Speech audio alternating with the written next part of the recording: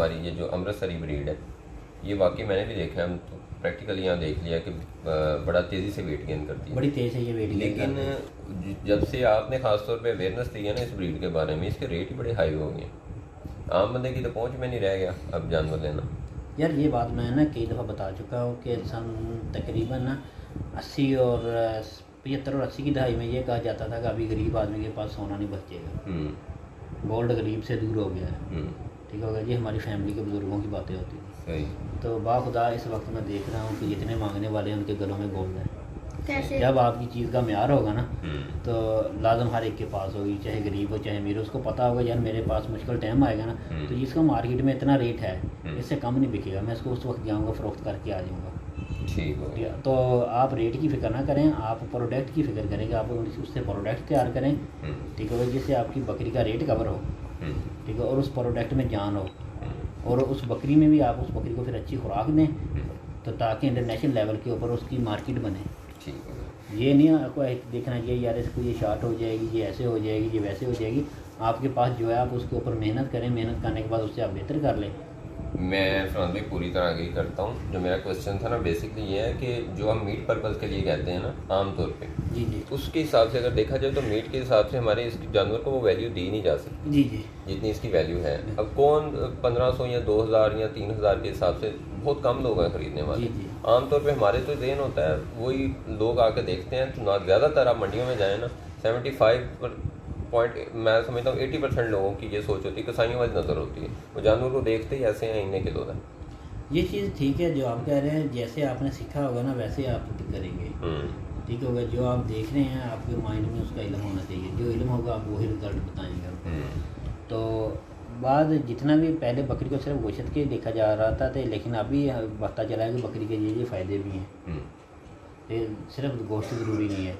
अगर कुरान और हदीस की रूह से देखा जाए तो सरकार भी बकरी के दूध को ज़्यादा पसंद करते थे। आपकी वाली बकरी का हाँ, बिल्कुल। हाँ, आपकी लाइफ में ज़्यादातर आपके ना वाक़यात बकरी के साथ दूध के ठीक है, और डेली जो आप चीज़ इस्तेमाल करते थे बकरी से हासिल करके वो भी दूध है। ठीक, ये चीज़ है। ये जो गुलाम अब्बास साहब हैं वो बेस्ट विशेज़ दे रहे हैं, जज़ाकल्लाह जी। और हीरा गोट फार्म लाला मूसा जी ये सलाम कह रहे हैं। वालेकुम दूसरे अस्सलाम। कमरे में बैठे हैं उन्होंने। अच्छा,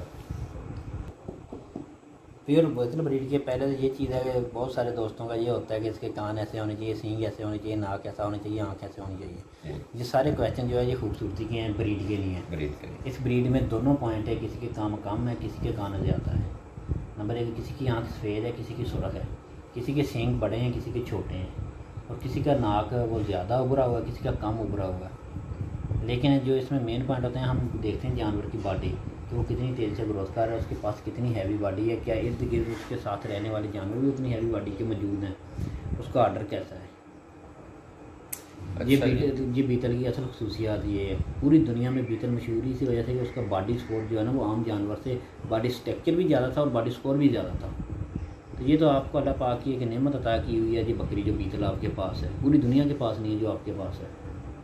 पूरी दुनिया के आप चेक कर लें, नेट के ऊपर जानवर मौजूद हैं, देख लें कि आपकी जानवर जितना खूबसूरत जानवर, इतने प्रिंट वाला जानवर, इतने अच्छे आर्डर वाला जानवर या इतने हैवी वेट वाला जानवर, तो आपको खुद पता चल जाए। लेकिन लोगों ने मेहनत की है, ठीक है, वो आगे आगे हम पीछे रह गए। अभी आप गूगल पे ऊपर मीट ब्रीड को भी सर्च करें, मिल्क ब्रीड को भी सर्च करें, तो ये दोनों ब्रीडें हैं, इनकी 5 वैरायटियाँ आप सर्च करें, फिर अपनी ब्रीड को सामने रखें जो आपके आम गाँव में एक आम आदमी के पास है, फिर खुद फैसला करें। ये जी कई भाइयों के सवालों का जवाब मिल गया इसी जवाब में। अच्छा, ये इंडिया से पूछ रहे हैं सर, इंडिया में छोटी नेशनल मिलता है जिसका नाम है ब्लॉक बंगाल, उसको उसकी जेल के बाद एक डिवॉर्मिंग के बाद दूसरी डिवॉर्मिंग में कितना फ़र्क होना चाहिए? आम लोग तक जो लोग डिवर्मिंग करते हैं कि एक डिवर्मिंग एक दूसरी डिवर्मिंग कितना फ़र्क होना चाहिए, पहले तो ये सोचें कि आपने जो डिवर्मिंग की है तो उसके बाद आपके जानवर में दोबारा वर्म या कीड़ा कितनी देर बाद पैदा होगा। सही है। तो उसकी खुराक के ऊपर डिपेंड करता है कि वो 6 माह बाद पैदा कर, जिगर को फार्मिंग करती तो वो फिर डिवर्मर नहीं होता। तो इसलिए हमने तो डिवर्मिंग का एक आसान तरीका रखा हुआ है, वो आप चैनल से चेक कर सकते हैं। मैं बता दूँ, फरनाग से की जाती है जी यहाँ डिवर्मिंग, और किसी किस्म की कोई वैक्सीनेशन नहीं की जाती फार्म पे, एहतियाती तौर पे इंजेक्शन लगाए जाते हैं, और जितनी भी डिवार्मिंग है सारी फिनाइल से की जाती है, सिर्फ बच्चों की सिरप से की जाती है, ऐसे ही फरामी? बंदे कम होते जा रहे हैं, पहले 50 से 40 हो गए चलो कोई नहीं। यूज। बंदों को शायद मज़ा नहीं आ हाथ से निकाला जाए, सोजश हो जाए तो कौन सी दवा इस्तेमाल करनी चाहिए? आप उसको सरसों का ऑयल गर्म करके फिर उसको ठंडा कर लें। हम्म, ठंडा करने के बाद उसमें हल्दी मिला लें, वो उसके सोजिश वाली जगह में इंटर करें। ठीक है। तो वो तकरीबन 2-4 दिन में एंटीसेप्टिक बन के जख्म भी अंदर का क्लियर कर देगी और सोजिश भी ख़त्म कर देगी। सिरिंज से आप सुई को उतार लें, जानवर की बैक साइड आप ऊपर कर लें और तकरीबन तेल डालने के बाद 3 मिनट बाद आप ऊपर रखें, फिर उसको छोड़ दें।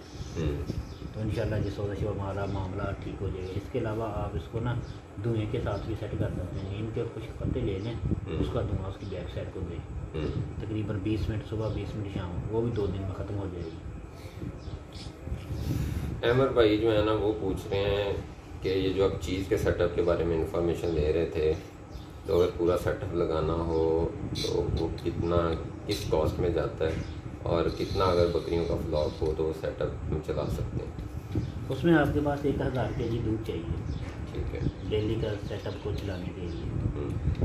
तो यानी कि बहुत ज़्यादा क्वांटिटी में बकरी चाहिए।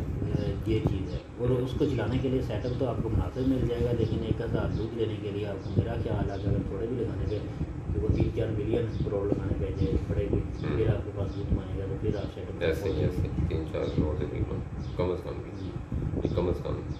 अच्छा शान भाई, मेरा भी क्वेश्चन है, 1 एकड़ अगर आप लूसन लगाने हैं, सॉरी तो मैं पूछता हूँ, 1 एकड़ अगर हम लूसन लगाते हैं तो उस पर हम कितनी बकरियां पाल सकते हैं? अगर किसी बंदे के पास 1 एकड़ सिर्फ रखता है, वो कैसे मैनेज करे और कितनी बकरियां उस पर पाल सकते हैं? इसमें मुख्तलिफ फिंगर होते हैं।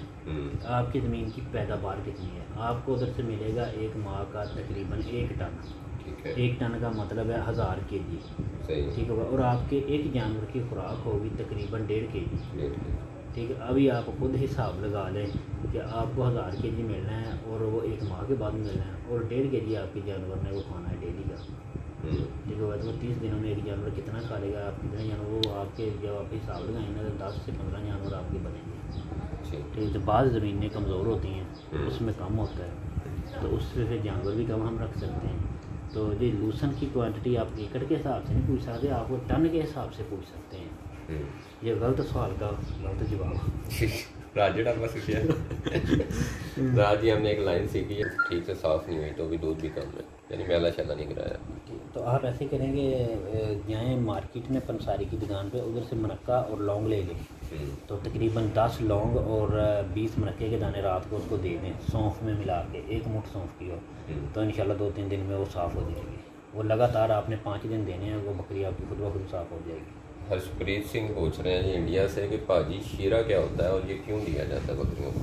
यार ਇਹਦੇ ਵਿੱਚ ਇਵੇਂ ਹੁੰਦਾ ਵਾ ਕਿ ਜਿਸ ਵਕਤ ਚੀਨੀ ਤਿਆਰ ਹੁੰਦੀ ਹੈ ਨਾ ਤੇ ਉਹਨੂੰ ਕੈਮੀਕਲ ਲਗਾ ਕੇ ਸਾਫ਼ ਕੀਤਾ ਜਾਂਦਾ ਵਾ, ਉਹਦੇ ਵਿੱਚੋਂ ਨਿਕਲਣ ਵਾਲਾ ਜਿਹੜਾ ਪਾਣੀ ਉਹ ਸੀਰਾ ਹੁੰਦਾ ਵਾ, ਜਿਹਨੂੰ ਸੀਰਾ ਰਾਗ ਜਾਂ ਮਲੈਸਿਸ ਵੀ ਕਿਹਾ ਜਾਂਦਾ ਹੈ, ਤੇ ਉਹ ਆਪਾਂ ਗੁੜ ਨਾਲ ਵੀ ਤਿਆਰ ਕਰ ਸਕਦੇ ਹਾਂ।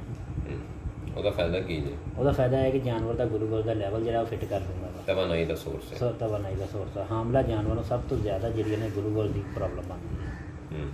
थोड़ा जो ग्लूकोज का लेवल डिस्टर्ब होया तो कम ख़राब। अच्छा जी, तो जमल भाई पूछ रहे हैं जी, सर मैंने पढ़ा है कि अगर आपकी बकरी बूढ़ी है तो इसे अच्छे बच्चे देने के लिए इसमें से कम उम्र के बच्चे से क्रॉस करवाना चाहिए। सर इस बात में कितनी सदाकत है, इस तरह कम उम्र की बकरी को बड़ी उम्र के बकरे से क्रॉस कराया जाए? यानी उन्होंने पढ़ा कि अगर बकरी बूढ़ी है तो बकरा यंग हो, और अगर बकरी यंग है तो बकरा बूढ़ा हो। ये जो डिपेंड करता है, ये बकरे के ऊपर डिपेंड करता है कि उसका कैसा लेवल है बच्चों का, कैसे बच्चे को डाल रहा है। तो हमारी समझ में तो जितना ज़्यादा एज वाला बकरा होगा उतने अच्छे उसके बच्चे आएंगे, तो वो आपको 7 से 10 साल तक अच्छा काम देगा। ठीक होगा, तो तकरीबन 3 साल के बाद उसको वर्क में डालें तो आपको ये प्रॉब्लम नहीं बनेगी। हाँ, अगर आप अपनी बकरी को यंग रखना चाहते हैं तो फिर आप उसको ना बूढ़ी बकरी को किसी यंग बकरे से आप करा सकते हैं। उसमें बच्चों का अमल दखल नहीं होगा, उसमें बकरी के द्वारा जवानी वापस आने का अमल आ जाएगा। और अगर आपका बकरा बूढ़ा हो गया और उसको आप यंग रखना चाहते हैं तो उसमें ये आप उसको यंग जो पट्टे हैं ना उनको क्रॉस करें तो वो फिर जवानी में आ जाएगा, बूढ़ा नहीं रहेगा। हाँ, ये बंदियाँ थे